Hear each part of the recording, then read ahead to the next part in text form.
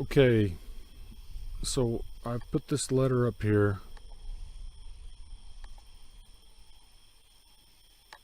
that I received from the Dallas Cowboys, August 10th, 1992, which came at the end of a 4-year college football career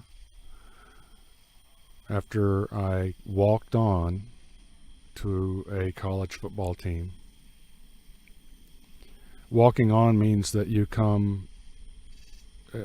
invited to join the team, but without scholarship. So I had the chore of earning a scholarship. So I was very interested in human nutrition, especially in regard to athletic performance. And one of the things that even though I was taking college classes to teach me about human physiology and so forth, I was going to things like Muscle and Fitness magazine, where Arnold Schwarzenegger often wrote articles. And one of the things that he always promoted was the consumption of what he called complex carbohydrates. And the foods that they would point to when they would mention complex carbohydrates were things like pasta, potatoes, oatmeal. And so I consumed these things very liberally in my pursuit of earning a scholarship, and found that I was getting fatter and fatter and fatter. And so I became slower and slower and slower as an athlete. And eventually I realized that Arnold and Muscle and Fitness magazine and so forth, they were giving me bad advice. They were giving me the wrong advice. I was looking to bulk up, but with muscle, not fat. And Arnold's advice was making me fat. And so I started paying more attention to my human physiology classes, biology classes, human anatomy classes, human biochemistry classes. And I figured out that what they were talking about in regard to complex carbohydrates was actually starch, because the term complex carbohydrate appears to be simply a marketing term to whitewash starch. If you look at my video where I address Vegan Gains in regard to his creeping obesity and the hidden starch and oatmeal and so forth, that was the epiphany that I had. And so by looking at the textbooks, the biochemistry, biophysiology textbooks, I was able to discern that Arnold was giving me the wrong advice, and that I needed to focus on a meat-based diet if I wanted to be an athlete. And so I did, and I leaned down, and my muscles continued to grow while my body fat stores continued to shrink, and that improved my power to weight ratio, which led to a lot of success at the college level, and almost made it into the pros. As you can see, this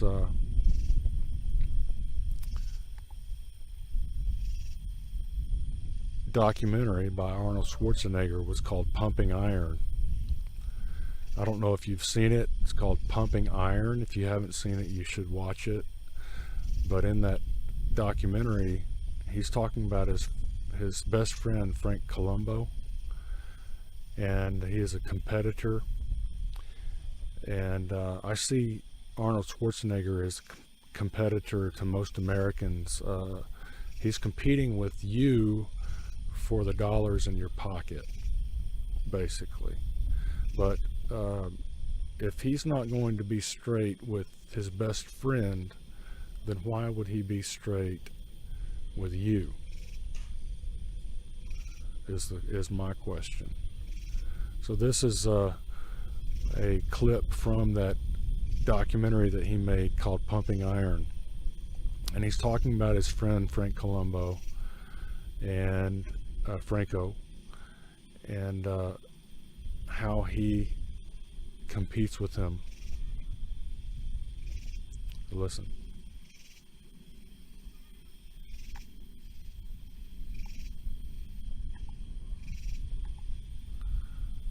Franco is pretty smart, but Franco is a child.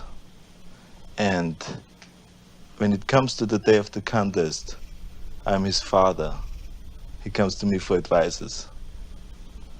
So it's not that hard for me to give him the wrong advices. Franco is pretty... Yeah, when I saw this in the documentary, it hit me like a wall of bricks. I realized at that point that he was willing to give me the wrong advices in his effort to gain market,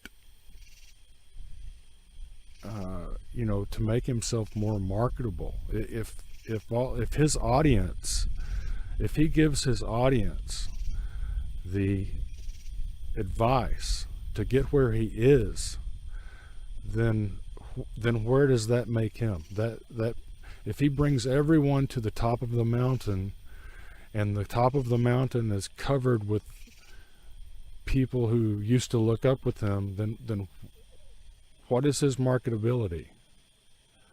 He's no longer different. He wants to be different. He wants to maintain his unique status. He wants to be unique. He doesn't want everyone else to be like him. He knows that he's in a position that makes him a celebrity. He's in a position that makes him money. Why would he help you? Why would he help his best friend, Franco Colombo? Franco is pretty smart, but Franco is a child. And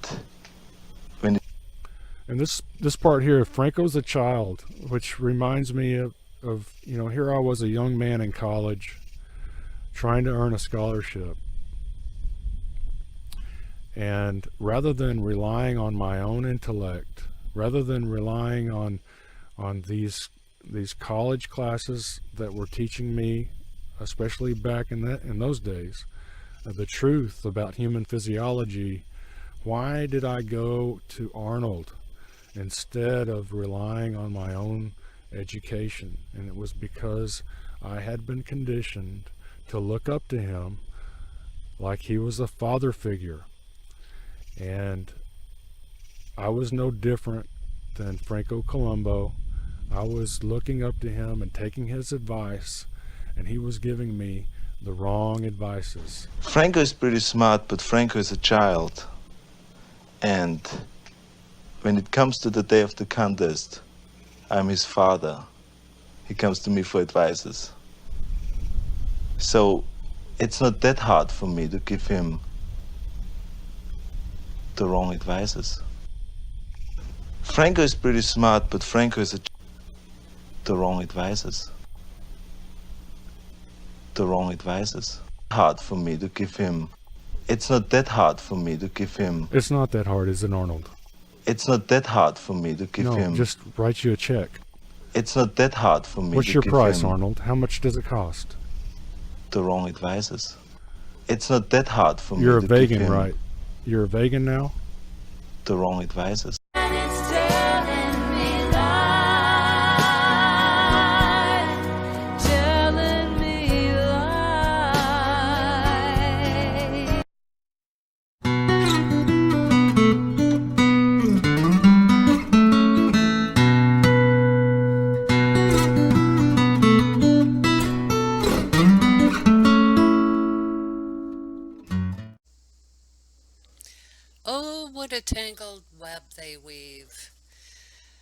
Okay, I want to talk about nutrition and how ketogenic diet really helped me round the corner.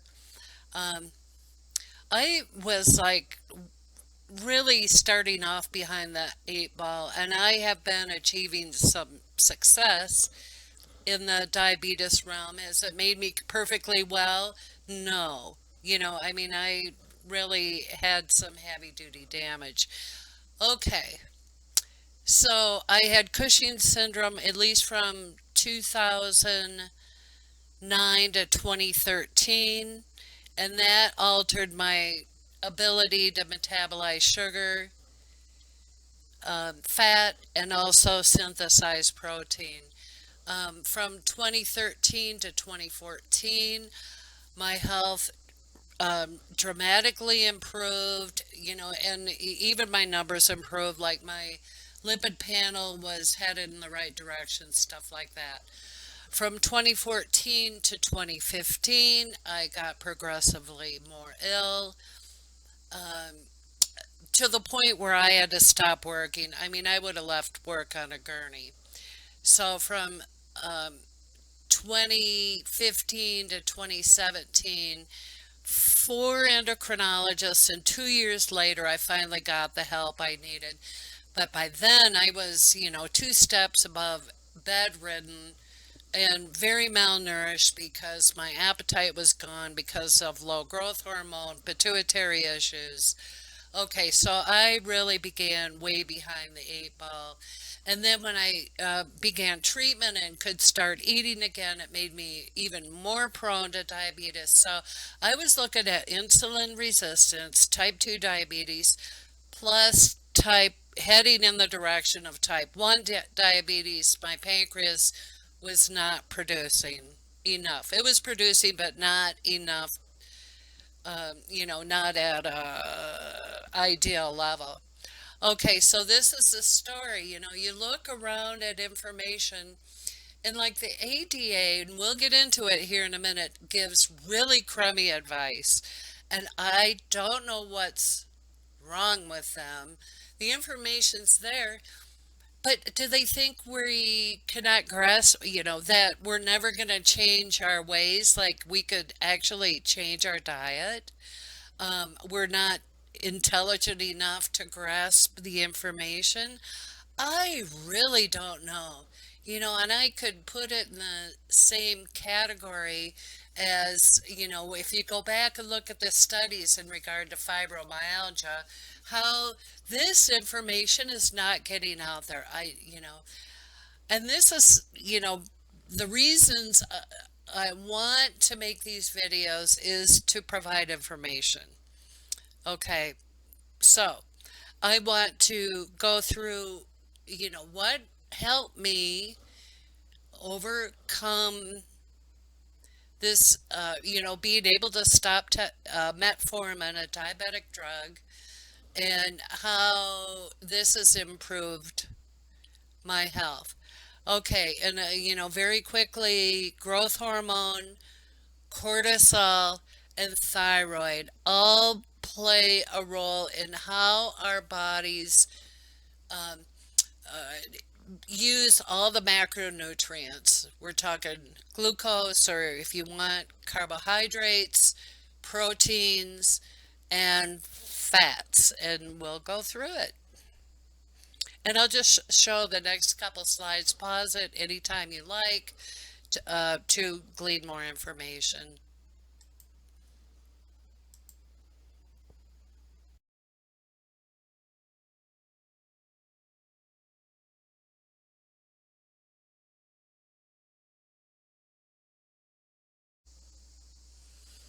I'll go over two or three channels that really helped me get out in front of the whole diabetes thing.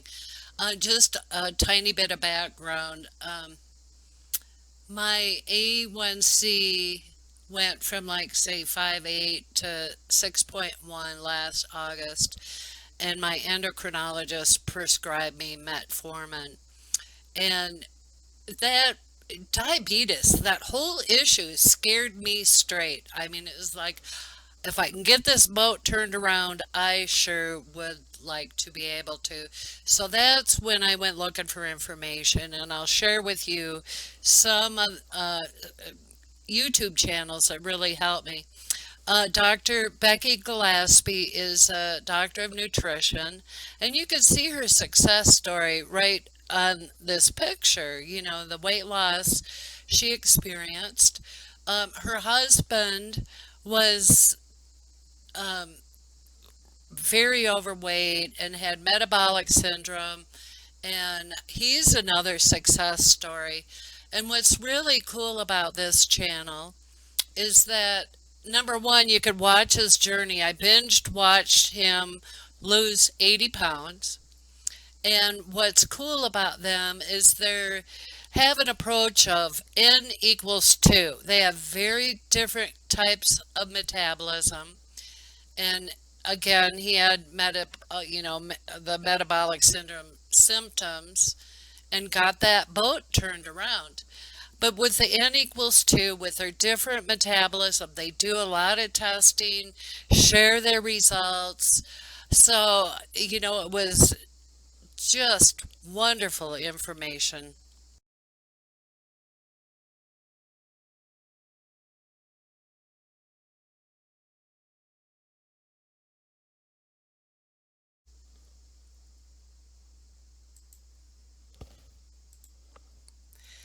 Dr. Becky has the 0123 plan, and this is such a good springboard to get going with it. 0 stands for no sugar, 2 stands for, or 0 is no sugar, 1 is 1 large salad a day, 2 is 2 servings or 2 cups of uh, low carb veggies like like green beans, stuff like that. And 3 is stop eating 3 hours before you go to bed. Really simple advice. And it really is important to kind of get a grip on the sweet tooth. And they even take it a step further. They cite an article about how artificial sweeteners induce glucose intolerance by altering the gut microbiome. And this is, an important thing to take note of is, uh, you can lose your sweet tooth. And, I could attest to that. I really developed a sweet tooth with growth hormone insufficiency, and, I got over it. Or I'll give you a helpful hint, something that did help me. Um, Also, the next slide will show another little interesting tidbit, and it mentions Paul and Anne Ehrlich. And what I'll comment about Paul Ehrlich, I graduated from high school in the mid 70s, and his name, Paul Ehrlich, really rang a bell with me. And it's like, I think he wrote The Population Bomb. Yes, he did. It was a big deal then. That was, when they were, it's really escalated, but they've really made humanity the enemy of the earth. And this is our home. Come on, you guys. Um, I live in an area that you could drive for miles and miles and never see a house or a car. And a lot of this land you can't cultivate, but it is useful. There's a lot of open range cattle. It's a blast when I've seen men on horseback doing their roundups, So, um, Paul Ehrlich, shame on you. And I'll show you a quote from one of his books.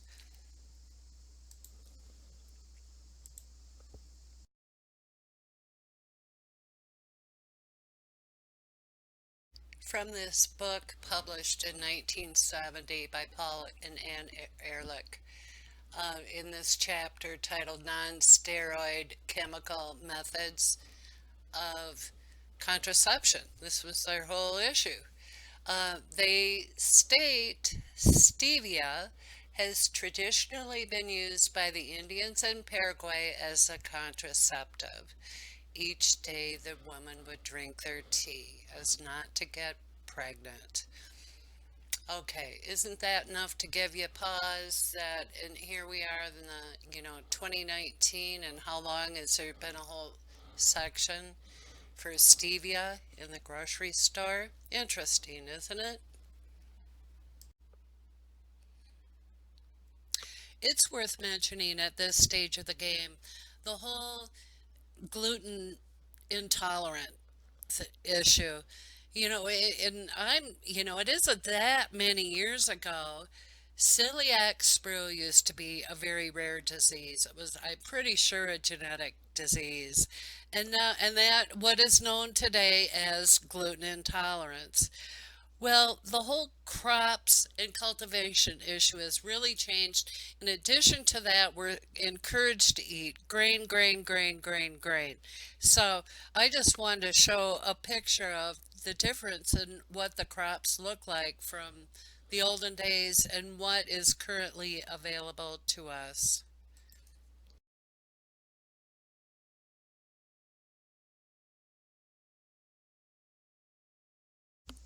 This is another channel that really encouraged me to get that ship turned around, get my A1C in order, beat diabetes. He does blood glucose tests, comparing, on the bottom left, bananas to candy bars. It's so interesting.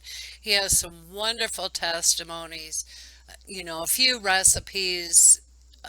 It's really a cool channel, and he does the blood tests. This really helped encourage my blood sugar levels. 1 hour after eating those 2 candy bars, 56 grams of carbs, my blood sugar went to 169. Now that's curious to me. I don't quite understand it. I assumed that the candy would raise my blood sugar higher than the bananas. It didn't do that. It's actually lower than it was yesterday. The bananas went to a whopping 222. This went to 169. So 2 candy bars I processed better and more efficiently than 2 bananas. Go figure. One thing I've learned in testing blood sugar is that there are always going to be surprises. No matter how much you've done it, there will be some surprises.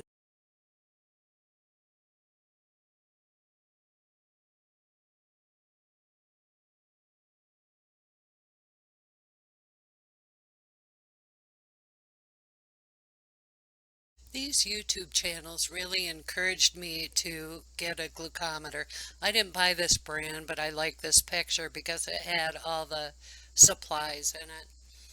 Um, I especially wanted to know what was going on with my glucose, what was spiking my sugar.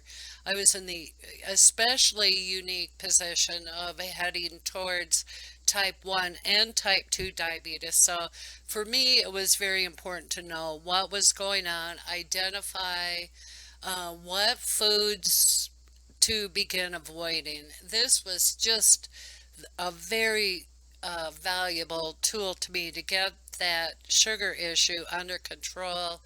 Um, and and you'll see in the next couple slides, I did buy some ketone strips to see if I was going into ketosis. And I also, it was suggested to me that um, my diet, because of the high meat and fat and low carbohydrate, that my diet was too acidic. And, so I actually, it was a good reminder to check my urine pH. And it was like totally mid-range, and which was when I had Cushing's the last, when I was watching it more closely. It was very low normal. I was much more acidic at that point than I am eating a ketogenic diet. Very encouraging.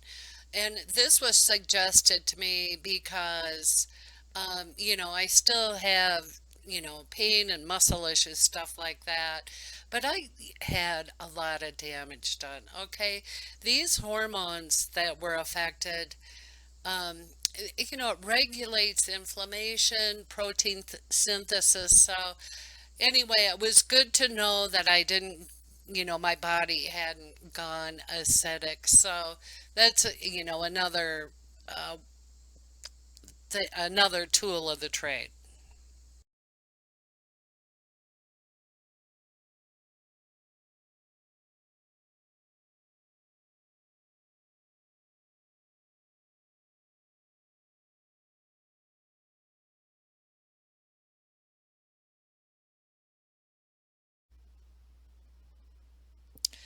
So let's head back to that August when I was at that diabetes crossroads and started getting some really good information about it, about diabetes and how, how to get out in front of it. Do what I can, at least.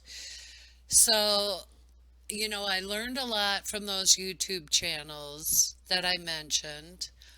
And let's see, for about 6 weeks, I took metformin and in the meantime bought a glucometer and wanted to know what was making my sugar spike. So, for example, I was eating sweet potatoes. It's just comfort food. It had to go. Another thing I was eating were wrap sandwiches. The tortillas had to go. It actually spiked my glucose by 40 points. One medium size tortilla, okay? So I want to share this picture probably about that time. I looked at the American Diabetes Association, and this is a picture of their website. Okay, tortillas are on there. In the middle picture, there is nothing I purchase from that picture. And, and there's allowable foods on there, I would say. But, the oranges, potatoes, corn, are you kidding me? Butternut squash, apples. I don't, I even strawberries, it's debatable. I never tested them because I could live without them. But even on the left, I wouldn't eat much of that. My primary veggie that's not pictured, at least cooked vegetable, is green beans. And another thing not pictured that I like is celery.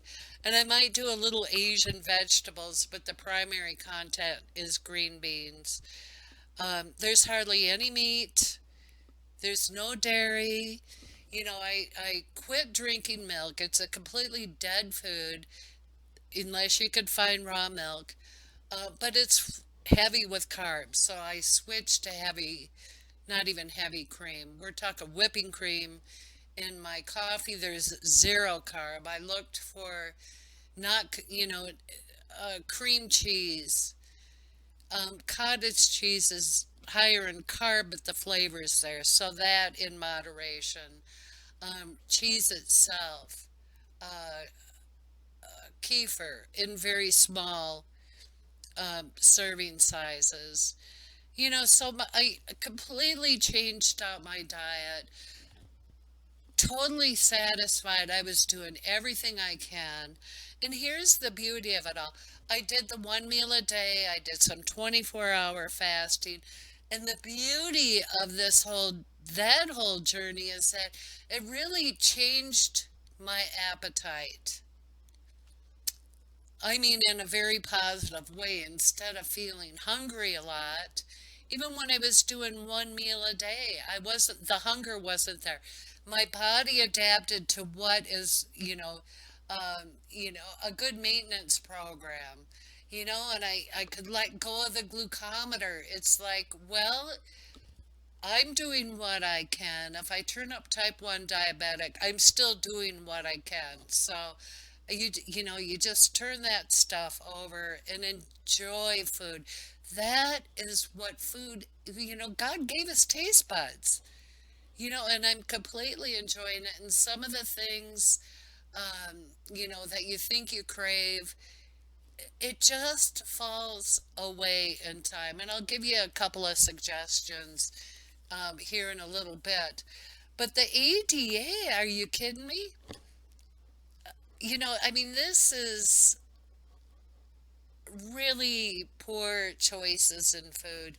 And I'm happy to share the results from, the N=1. This is what worked for me. Am I doing the 0, 1, 2, 3 of Dr. Becky? I'm doing my own modified version of it, but it was such an excellent springboard to get on track. And I'm going to show you some carb counts and how the ADA should not be having pictures of this on their website.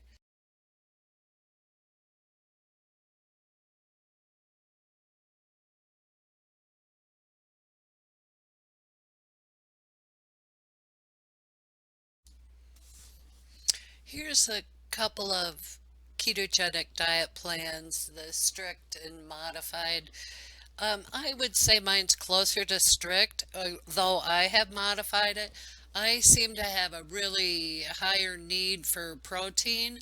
I think my body is trying to build back up from all the muscle damage I've experienced over a decade. So, and there's something, and I eat a lot of meat, and it wasn't just dairy, and I eat big salads, not every single day. Some days just meat, so you, you're, when I say your appetite changes, you get tuned in to really what is going to benefit you. I mean, there's just something great to be said about this type of diet. You hear your body better. You hear out your needs. And I am probably closer to strict keto. And again, with a higher proportion of protein, and mostly the source of that is meat compared to the fat content. Just my body needs it. And here's, you know, I think there's something to be said to listen to your body's cravings. Um, I never had any desire to buy chicken wings until I had that adrenal issue, and all of a sudden I'm craving them, and I still am. And it's not like I eat them every day, but I eat them on a regular basis. Here's the deal, and this is just anecdotal, my theory on it, but there's must be something to that skin other than fat, the collagen, the connective tissue. I don't know what it is, but my body is very hungry for it. And, so I go along with it, and, we need to listen to our bodies speak out to us. I looked at a number of nutritional guidelines put out by the government over the years, and this one really leapt off the page. And I'll just point out one thing. This was written up in 1943 during World War II, uh, and it described the 7 basic food groups. You could pause the video and read it, but I just want to go straight to point number 7. Butter and fortified margarine is a food group, and the margarine had to be fortified with vitamin A.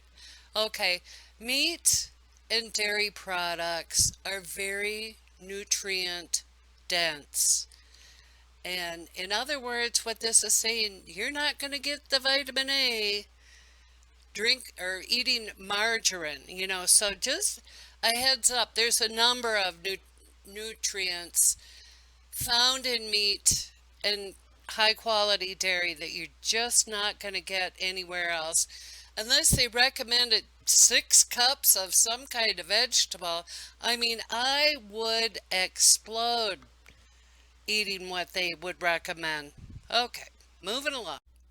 I had one other craving beginning with the adrenal issue, and I never, I would tolerate it, but I never went out of my way to drink grapefruit juice or buy grapefruit. But when the adrenal issue came along, and it's still there, this tremendous craving for grapefruit juice, I've ditched all other fruits. Um, and yes, grapefruit juice spikes my sugar, but I do it very moderately anymore.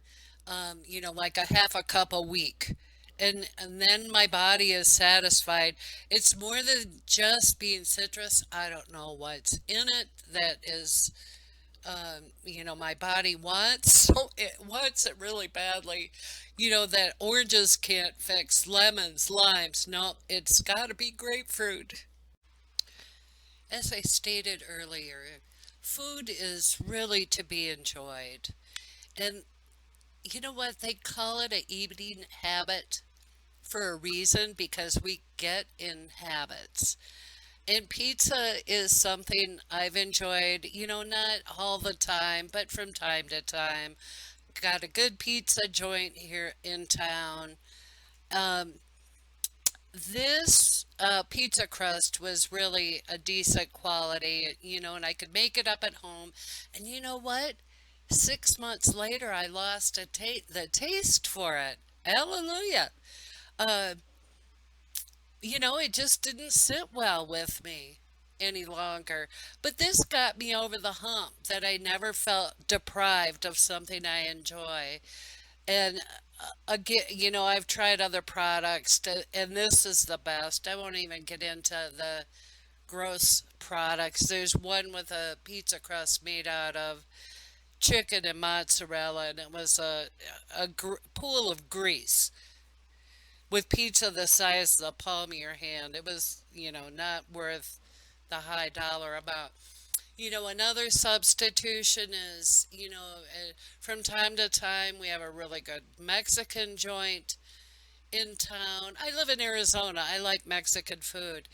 I've switched it out. I make a really delicious uh, I'm a Mexican style salad. I won't call it a taco salad because it's the ingredients I enjoy without getting, completely bombarded with carbs. And if you have like need a salty fix, and I felt entitled to a snack when I'm driving in the car. I switched to pork rinds. You know what? I lost the taste for them. And if I need a snack or a little lunch, I'll get a piece of nice deli meat or some cheese sticks. You know, totally satisfied by that. So look for alternatives, to break the habit and get in a better eating habit. Look online, whatever your food habit is that you really enjoy, find a substitute because, feeling deprived of something is, um, a recipe for disaster, a recipe for failure.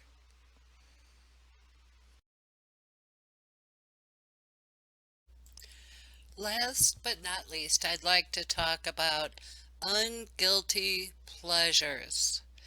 Um, and I had no guilt at all. I went to a social occasion.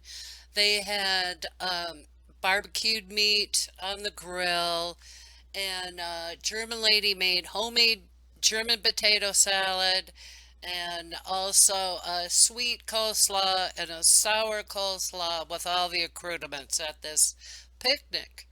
And do you think I should? There's no way I'm going to turn that down. What it's all about is portion control. Yes, I had a spoonful each of the salads, and I literally had one grape. I love grapes, or I used to eat them, and it was very refreshing to eat one grape, and literally three potato chips. And that rounded out my plate, and I have felt no guilt at all, nor did I, go home having a big craving for these types of food, like stop by the deli. No way, Jose, but it was totally enjoyable. Another unguilty pleasure is this chocolate here, Lindt Excellent, 90% cocoa, and um, and I like coffee. I used to buy brownies, from a good local grocery store bakery. And, I had a portion control. I would have one brownie and cut it into six pieces so I get the flavor without a full blast sugar rush from a whole brownie or even a half. We're talking about 2 bites. This did it one better. I got the flavor of the chocolate without all that sugar. And in regard to coffee too, between the chocolate and coffee, uh, I recently found out that they're both very high in potassium, and I'm wondering if with my malnutrition issues, if I am needing more potassium. So, we're all a work in progress. So that's my next project is look into different cocos that are unsweetened and probably powder and put the powder in my coffee without a sweetener and see if that doesn't fix if it is a potassium issue. Okay. I started the video uh, talking about a healthy athlete, that this diet is really good for everybody. And I like what he has to say from Garland Farms, his testimony about it.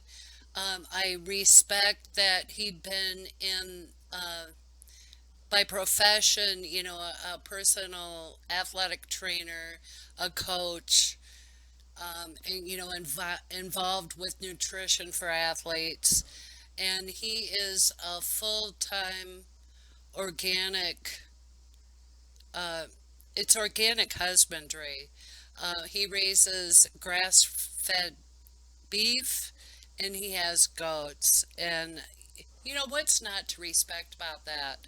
So, anyway, I wanted to start with someone healthy demonstrating it's really good for you. And I'm going to end on it with Dr. Jason Fung, who outlines how it can help people that are not so healthy or, have problems to solve within their health. Okay, thanks so much for listening. Is that you start off with one medication, then you take 2 medications, then 3, then you take insulin, then more insulin, and more insulin. And after 10 years, you started with one medication, now you're on 100 units of insulin a day. Well, you're taking more medication to do the same job, to keep that blood sugar the same. That means your diabetes is worse.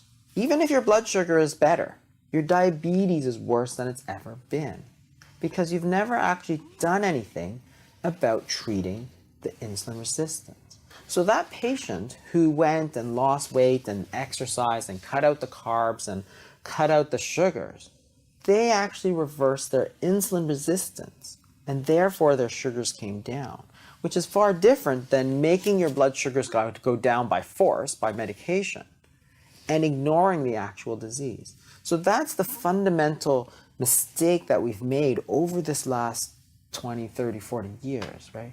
We've treated the disease of type 2 diabetes, which is too much insulin, as if it was type 1 diabetes, which is too little insulin. So you got to understand that type 1 diabetes has too little insulin. So that makes sense. You should give them insulin. Type 2 diabetes is too much insulin. You need to reduce their insulin. But instead, we're giving more insulin to a disease state that has too much insulin. Well, of course, that's not going to work. That's crazy. You had another Dietary disease is a disease of essentially too much sugar. So if you understand it like that, then the answer is to get that sugar out, get it down. So the first thing you need to do is cut out all the sugar, cut out a lot of these refined carbohydrates, which are just sugar. So the breads and the pastas, right? So they're all chains of sugar. That's all carbohydrates are, chains of sugar. As you eat them, they get broken down into sugar. So if you have too much sugar, if diabetes is essentially too much sugar, you got to stop taking sugar. Otherwise, you're going to make it worse. So that's probably the first thing. You can do more exercise, try and burn it off. And the other thing that you can do is try to do something more extreme, such as fasting, for instance. You can actually more extreme than a strict low-carb diet. I love it. Okay, fasting. Tell me more about it. So fasting is actually the most efficient and the most effective way to lower insulin. There's really no drug that does it. There are actually 2, but they're not very effective to lower insulin. But if you understand that the disease is too much sugar, too much insulin, then you got to say, well, if it's too much sugar, too much insulin, let's get rid of the sugar, let's get the insulin down. How am I going to do that, right? So the thing about the sugar, you can go on a very low-carb diet, a ketogenic diet, and that will get your sugars down. But it doesn't necessarily get your insulin down, because the proteins and the fats still raise insulin. Not to the same degree that carbohydrates do, but they still raise insulin. So you can get that sugar down, but you won't get that insulin down. So you can actually put people on various periods of fasting because you're not taking anything. It's not simply low carb, it's low protein and low fat, right? It's nothing at all. So think about what's going to happen here. The body is not going to have anything coming in. So what it's going to happen is it's going to start burning that sugar. And that's perfect. That's exactly what we want it to do. It starts burning sugar. After it burns the sugars, your sugars come down. You don't have to take medications. You don't have to take insulin. After that, it starts burning fat. And that's perfect. That's exactly what